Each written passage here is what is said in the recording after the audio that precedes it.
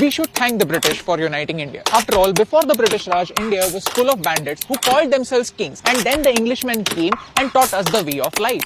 That's the explanation the British have for colonialism, and you'll be surprised that many Indians believe that this is true.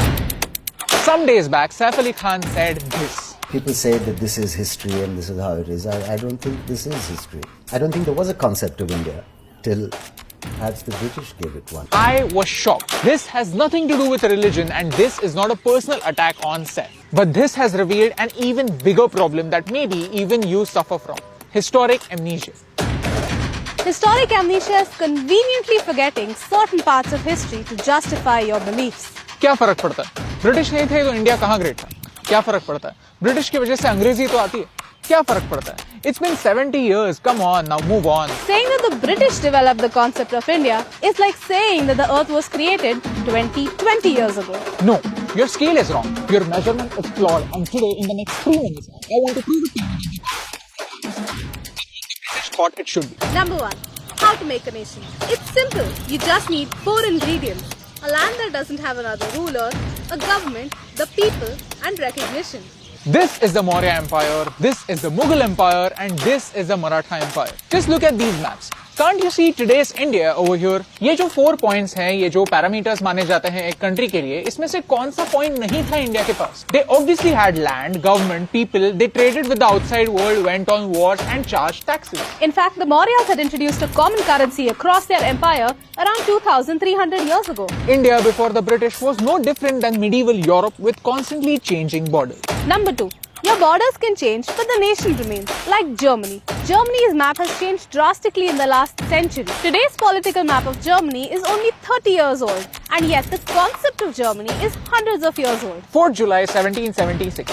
It's America's Independence Day. But did you know how America looked in 1776? It was just 13 colonies in the east. This is America, and this is also America. Because borders are constantly changing, but a nation is not a place. It's not a border on a map. It's the common history. Common glory and common trauma that connects the people, and India has had a long history. Number 3.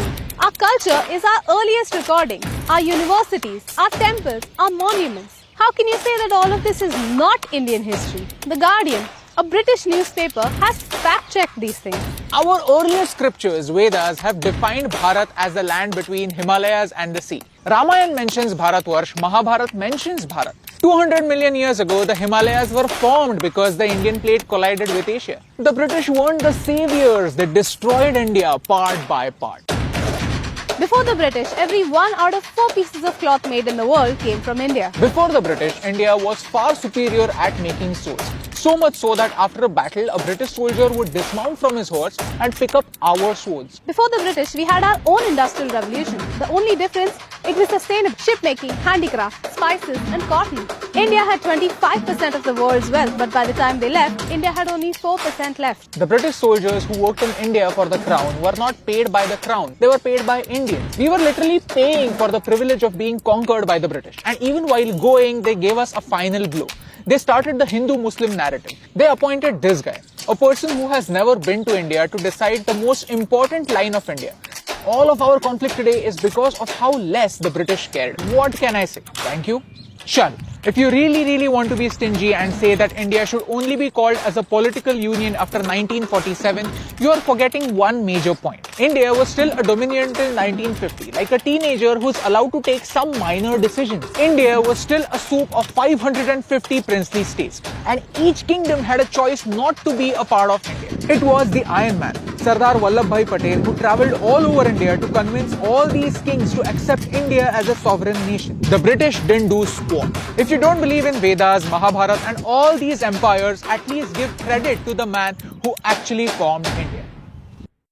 Look, the British came to India to make profit, and that's what they did. This video is not made to tell you how cruel they were, because that's their history, their problem and their conscience of how to deal with it. But please, as an Indian, don't think that they have united us. Kingdoms have come and gone, but the concept of India has always been there. I've been to Germany, and their attitude about their past is so refreshing. They are proud people, they accept that they've made mistakes and make sure that they are never repeated. And that's the Kyoto historic amnesia, accepting that we have a long history and learning from it. 26 January.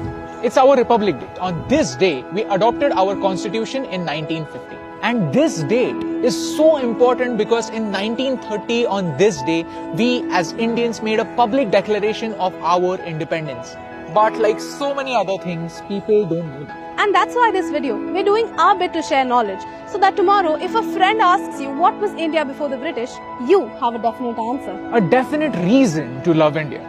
Because India was, is and forever will be much more than a colony. That's our mission. Will you help us in that? I'm glad that this video reached you. Help us reach one more person who would be proud to know all these facts. Tag your friends and share this video on your wall. Germany, Japan, Russia were built from ashes because they believed in the idea of a nation. They believed in a dream.